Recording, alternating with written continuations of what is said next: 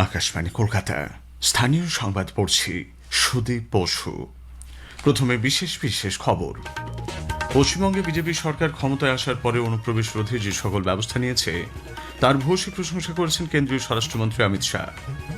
জনগণনার কাজ সুচারুভাবে সম্পন্ন করতে রাজ্য সরকারের উদ্যোগে আজ নবান্নে প্রিন্সিপাল সেন্সাস অফিসার্স কনফারেন্সের আয়োজন করা হচ্ছে। অন্নপূর্ণা ভান্ডার প্রকল্পে স্বচ্ছতা রক্ষার কারণেই উপভোক্তার বিশদ তথ্য সরকার চেয়েছে বলে রাজ্যের মন্ত্রী অগ্নিমিত্রা পাল জানিয়েছেন। বিধানসভায় সই নিয়ে জটিলতার কারণে তৃণমূল কংগ্রেসের 4 বিধায়কের বাড়িতে সিআইডি। বিধানসভা সচিবালয়ের অভিযোগের প্রেক্ষিতেই চলছে তদন্ত। কলকাতা পুলিশের আধুনিকীকরণের জন্য 5 সদস্যের কমিটি গঠন করেছে রাজ্য সরকার। যোগব্যায়ামের প্রসারে আগামী 21শে জুন আন্তর্জাতিক যোগ দিবসের মূল অনুষ্ঠানটি এবার কলকাতায় অনুষ্ঠিত হবে। আসছি বিস্তারিত সংবাদে। পশ্চিমবঙ্গে বিজেপি সরকার ক্ষমতায় আসার পরে অনুপ্রবেশ রোধে যে সকল ব্যবস্থা নিয়েছে তার ভূয়সী প্রশংসা করেছেন কেন্দ্রীয় স্বরাষ্ট্রমন্ত্রী অমিত শাহ। গুজরাটের গান্ধীনগরে এক জনসভায় গতকাল তিনি বলেন, ক্ষমতায় আসার 7 দিনের মধ্যে সীমান্তে বেড়া দেওয়ার জন্য বিএসএফকে প্রয়োজনীয় জমি তুলে দেওয়ার কাজ করা হয়েছে। हमने चुनाव में कहा था आप हमें शासन की धुरा दे दीजिए, हम बांग्लादेश सीमा पर सीमा की बाड़ बनाने का काम कुछ ही दिनों में शुरू करेंगे।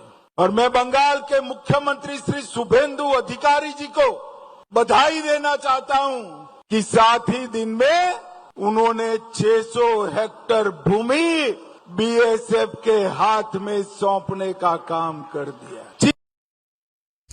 শ্রী শাহ বলেন, অনুপ্রবেশকারীরা যদি নিজে থেকেই ভারত ছেড়ে যান তাহলে তাদের বিরুদ্ধে কোনো আইনি ব্যবস্থা নেওয়া হবে না। আগামী দিনে অনুপ্রবেশকারীদের চিহ্নিত করার কাজ আরো গতি পাবে বলে আশা প্রকাশ করেছেন তিনি। आज अखबारों में देख रहे हैं, पहले ममता के शासन में हर रोज घुसपैठ होती थी, अब घुसपैठ करने वाले अपने आप वापिस जाने लगे हैं। शुभेंदु जी ने, भाजपा बंगाल सरकार ने डिटेंशन सेंटर बनाए हैं, मगर हम सब लोग चाहते हैं कि जो घुसपैठ कर अवैध तरीके से आए हैं वो अपने आप जहां से आए हैं वहां वापिस चले जाए। अगर वो अपने आप चले जाते हैं तो बंगाल सरकार भी उन पर कोई केस नहीं करेगी, जाने के लिए उनकी सहायता भी करेगी। এদিকে বাংলাদেশে ফিরে যাওয়ার জন্য উত্তর 24 পরগনার হাকিমপুর সীমান্তে লাগাতার বাড়ছে ভিড়। আমাদের জেলা সংবাদদাতার একটি প্রতিবেদন। রাজ্যে বিজেপি ক্ষমতায় আসার পর মুখ্যমন্ত্রী শুভেন্দু অধিকারী অনুপ্রবেশ নিয়ে কড়া পদক্ষেপ নিয়েছেন। অনুপ্রবেশকারীদের চিহ্নিত করে বিএসএফের হাতে তুলে দেওয়ার জন্য পুলিশ প্রশাসনকে নির্দেশ দিয়েছেন তিনি। এই লক্ষ্যে বাংলাদেশে ফেরত পাঠানোর আগে অনুপ্রবেশকারীদের সাময়িকভাবে রাখার জন্য বিভিন্ন জেলায় করা হয়েছে হোল্ডিং সেন্টার। এরই মধ্যে সম্প্রতি কেন্দ্রীয় স্বরাষ্ট্রমন্ত্রী অমিত শাহ জানিয়েছেন, অনুপ্রবেশকারীরা স্বেচ্ছায় দেশ ছেড়ে যেতে চাইলে তাদের বিরুদ্ধে কোনো আইনি ব্যবস্থা নেওয়া হবে না। এরপরই দেশে ফিরে যাওয়ার উদ্দেশ্যে গত 3 দিন ধরে উত্তর 24 পরগনা স্বরূপনগরের হাকিমপুর চেকপোস্টে ভিড় জমিয়েছেন বিভিন্ন সময় এদেশে আসা অনুপ্রবেশকারীরা। এখনও পর্যন্ত 30 জনকে বাংলাদেশে ফেরত পাঠানো হয়েছে বলে বিএসএফ সূত্রে খবর। স্বরূপনগর ব্লকে তেঁতুলিয়া, মেদিয়া ও চারঘাটে 3টি হোল্ডিং সেন্টার করা হয়েছে। চেকপোস্টে আসা অনুপ্রবেশকারীদের সেখানেই নিয়ে যাওয়া হচ্ছে। তাদের যাবতীয় নথি খতিয়ে দেখার পর তাদের ফেরত পাঠানোর প্রক্রিয়া শুরু হবে বলে বিএসএফ সূত্রে খবর। বর্তমানে প্রায় 350 জন অনুপ্রবেশকারী এই 3টি হোল্ডিং সেন্টারে রয়েছেন বলে জানা গেছে। পল্লব ঘোষ, আকাশবাণী সংবাদ, উত্তর 24 পরগনা। পশ্চিমবঙ্গে জনগণনার কাজ সুচারুভাবে সম্পন্ন করতে রাজ্য সরকারের উদ্যোগে একটি সম্মেলনের আয়োজন করা হচ্ছে। মুখ্যমন্ত্রী শুভেন্দু অধিকারী আজ নবান্ন সভাঘরে প্রিন্সিপাল সেন্সাস অফিসার্স কনফারেন্সের উদ্বোধন করবেন। নবান্ন সূত্রে খবর, জনগণনা প্রক্রিয়ার কাজ দ্রুতগতিতে এগিয়ে নিয়ে যেতে জেলা প্রশাসন, পুরসভা এবং বিভিন্ন দপ্তরের মধ্যে সমন্বয় বাড়ানোর উপর জোর দেওয়া হচ্ছে। অন্নপূর্ণা ভান্ডার প্রকল্পে স্বচ্ছতা রক্ষার কারণে উপভোক্তার বিশদ তথ্য সরকার চেয়েছে বলে রাজ্যের নারী, শিশু বিকাশ ও সমাজ কল্যাণ মন্ত্রী অগ্নিমিত্রা পাল জানিয়েছেন। প্রাপ্ত তথ্যের ভিত্তিতে সরকার যাচাই প্রক্রিয়া চালাবে বলে গতকাল জানিয়েছেন তিনি। তার যদি ইনকাম ট্যাক্স ফাইল থাকে তাহলে সে নিশ্চয়ই পাবেন না, কিন্তু তার কোনো যদি ইনকাম ট্যাক্স ফাইল না থাকে তাহলে তার সে তো অবশ্যই পাবেন। সুতরাং এখানে যে অ্যাপ্লাই করছে তার বিষয়টিকেই মেনলি দেখা যাবে। বাকি যে ডেটাগুলো হচ্ছে সেগুলো আমাদের ভবিষ্যতের জন্য কাজে লাগবে। এই ডেটা মানে একবারেই কাজটা করে নেওয়া হচ্ছে, আমরা কোনো দায়সারাভাবে কোনো কিছু করি না। যা ডেটা নিচ্ছে একেবারে ডেটা পোর্টালে উঠে যাবে। আপনি যদি মনে করেন যে আপনি অসত্য কথা বলবেন, আপনার 4 চাকা গাড়ি আছে কিন্তু আপনি বললেন আপনার গাড়ি নেই, এটা কিন্তু ভেরিফিকেশন হবে। সুতরাং আমি সবাইকে বলবো আমার মা বোনেদের অসত্য কথা লিখবেন না, তাতে কি হবে আরো বেশি ব্ল্যাক স্পট হয়ে যাবে যে আপনি অসত্য কথা বলেছেন। এটা আমাদেরই টাকা এবং যে টাকাগুলো আমাদের আরো গরিব মা বোনেরা রয়েছে তারা পান। এদিকে মহিলাদের জন্য ঘোষিত অন্নপূর্ণা ভাণ্ডারের সুবিধা যাতে সকলেই পান তা দেখার জন্য রাজ্য সরকারকে অনুরোধ জানিয়েছেন কংগ্রেস নেতা অধীর রঞ্জন চৌধুরী। রাজ্যের উপর থাকা আর্থিক বোঝা কমাতে এই প্রকল্পে উপভোক্তার সংখ্যা রাজ্য সরকার হ্রাস করছে কিনা অধীরবাবু সেই প্রশ্ন তোলেন। অন্নপূর্ণা যোজনার ফর্ম প্রকাশের পরই শুরু হয়েছে তা বন্টনের কাজ। বাঁকুড়ার ছাতনা ব্লকে গতকাল বিধায়ক সত্যনারায়ণ মুখোপাধ্যায় এলাকার বিডিও সহ প্রশাসনিক কর্তারা ফর্ম পূরণে মানুষকে সাহায্য করেন।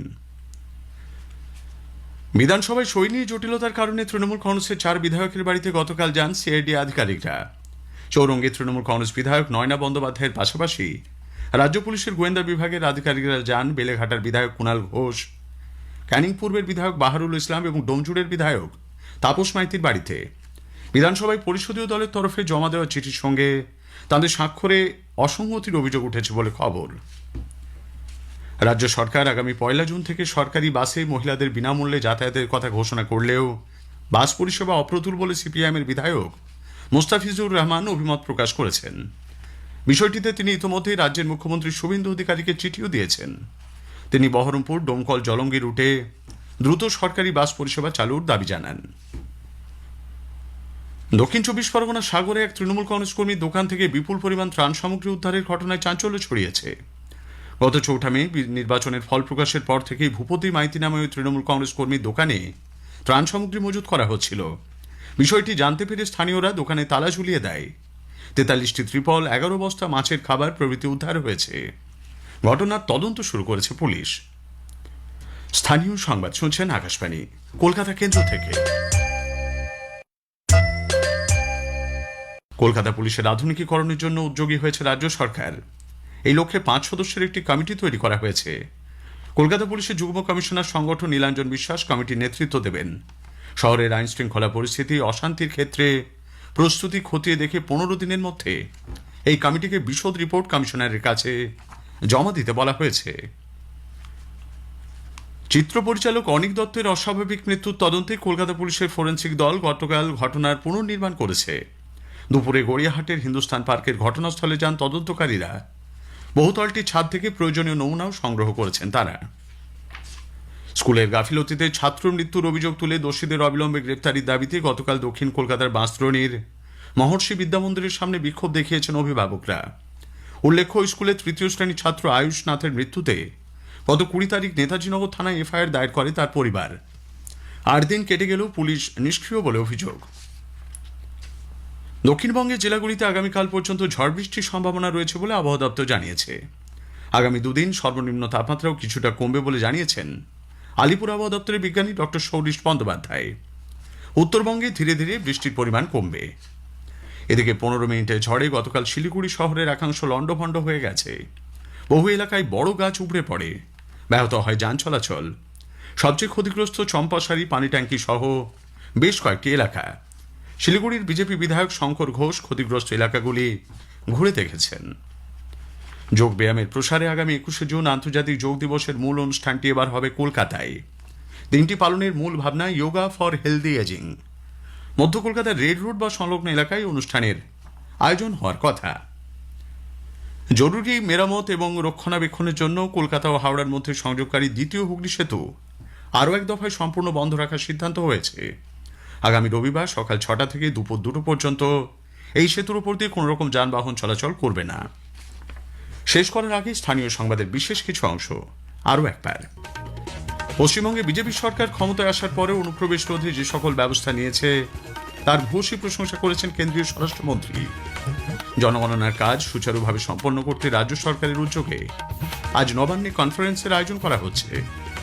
অন্নপূর্ণা ভাণ্ডার প্রকল্পে স্বচ্ছতা রক্ষার কারণেই উপভোক্তার বিশদ তথ্য সরকার চেয়েছে বলে রাজ্যের মন্ত্রী অগ্নিমিত্রা পাল জানিয়েছেন। স্থানীয় সংবাদ শেষ হলো। আকাশবাণী খবর পড়ছি অনিন্দ চট্টোপাধ্যায়। এখনকার বিশেষ খবর হলো, প্রধানমন্ত্রী নরেন্দ্র মোদী ট্রাইবাল সিকিউরিটি ফোরামের প্রতিনিধিদের সঙ্গে বৈঠক করেছেন। জাতীয় নিরাপত্তা উপদেষ্টা অজিত ডোভাল সন্ত্রাসবাদের বিরুদ্ধে কঠোর পদক্ষেপ নেওয়ার আহ্বান জানিয়েছেন। কেন্দ্রীয় স্বরাষ্ট্রমন্ত্রী অমিত শাহ গতকাল আহমেদাবাদে আসন্ন কমনওয়েলথ গেমস এবং প্রস্তাবিত অলিম্পিকের প্রস্তুতি পর্যালোচনা করতে এক বৈঠক করেন। এয়ার ইন্ডিয়া পশ্চিম এশিয়ায় চলতি অশান্তির প্রেক্ষিতে ইসরায়েলে তাদের বিমান চলাচলের নিষেধাজ্ঞা জুলাই মাসের শেষ পর্যন্ত বৃদ্ধি করেছে। তিশা শর্মা মৃত্যু মামলায় অবসরপ্রাপ্ত বিচারক ও তিশার শাশুড়ি গিরিবালা সিংকে গ্রেপ্তার করেছে সিবিআই। আইপিএল ক্রিকেটে আজ কোয়ালিফায়ার 2 এর ম্যাচে গুজরাট টাইটান্স রাজস্থান রয়্যালসের বিরুদ্ধে খেলবে। আসছে বিস্তারিত খবরে। প্রধানমন্ত্রী নরেন্দ্র মোদী গতকাল ট্রাইবাল সিকিউরিটি ফোরামের প্রতিনিধিদের সঙ্গে বৈঠক করেছেন।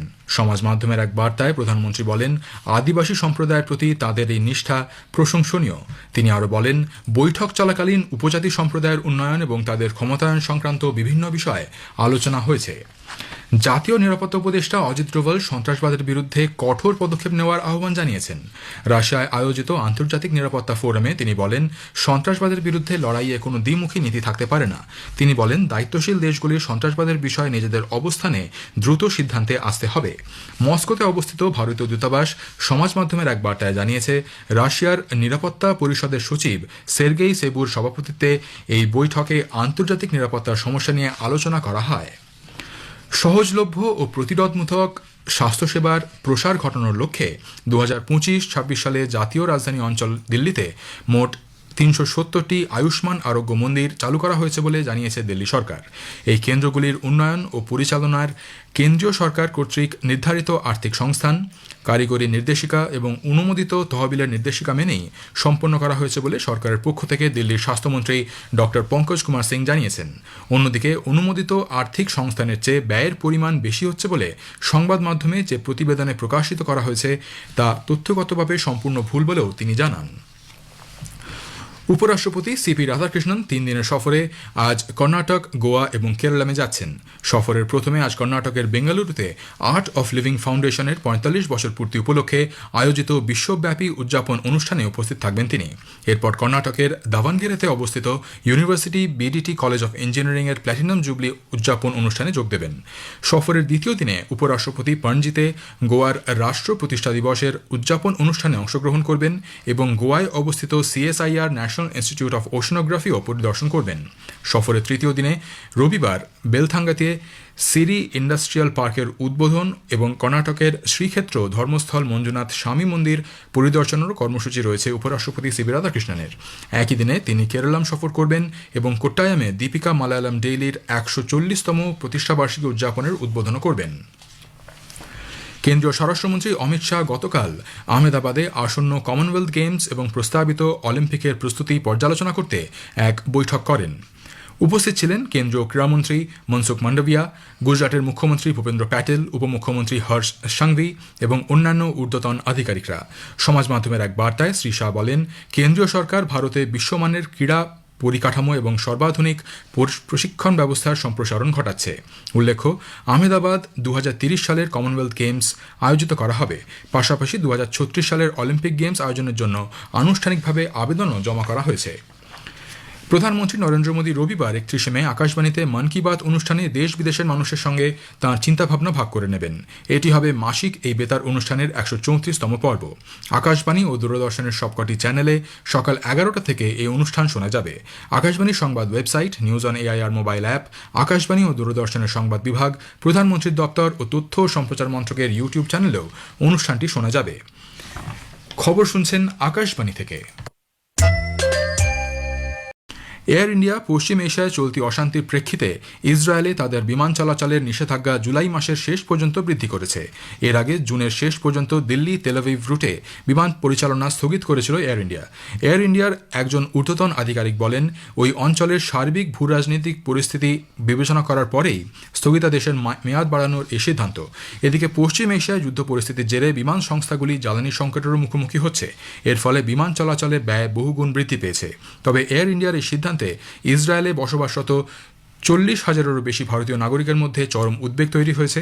যাতায়াতের বিকল্প ব্যবস্থা সীমিত হওয়ার ফলে খরচাও বেড়েছে। ইরানের ইসলামিক রেভলিউশনারি গার্ড কোর কুয়েতের মার্কিন সামরিক ঘাঁটিতে পাল্টা হামলা চালিয়েছে। এর আগে মার্কিন যুক্তরাষ্ট্র হরমুজ প্রণালীর কাছে ইরানের কয়েকটি ড্রোন গুলি করে নামিয়েছে। পাশাপাশি ইরানের বন্দর শহর বান্দার আব্বাসেও হামলা চালায় যুক্তরাষ্ট্র। তবে কুয়েত বলেছে তারা ক্ষেপণাস্ত্র এবং ড্রোন উভয় হামলাই প্রতিহত করেছে। এই নিয়ে গত 3 দিনে মোট 2 বার ইরানে হামলা চালালো মার্কিন যুক্তরাষ্ট্র। তবে তাদের দাবি আত্মরক্ষার্থেই এই হামলা চালানো হয়।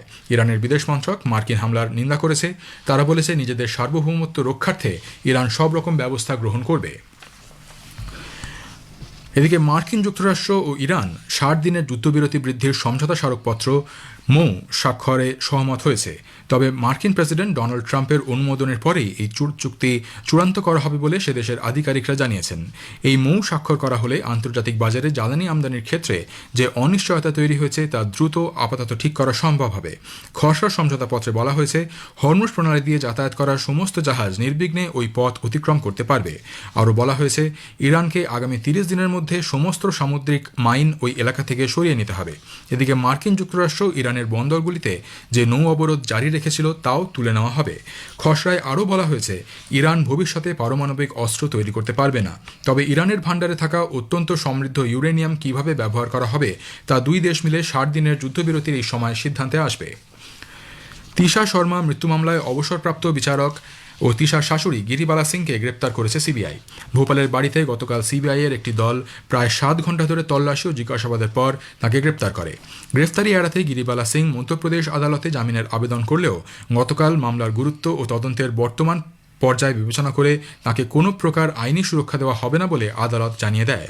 উল্লেখ্য গত 12ই মে ভোপালের কাটারা হিলস এলাকায় রহস্যজনক পরিস্থিতিতে তিশা শর্মার মৃত্যু হয়। শ্বশুরবাড়ির লোকজন আত্মহত্যা বলে জানালেও তিশার পরিবার তার স্বামী ও শ্বশুরবাড়ির লোকজনের বিরুদ্ধে খুনের অভিযোগ দায়ের করে।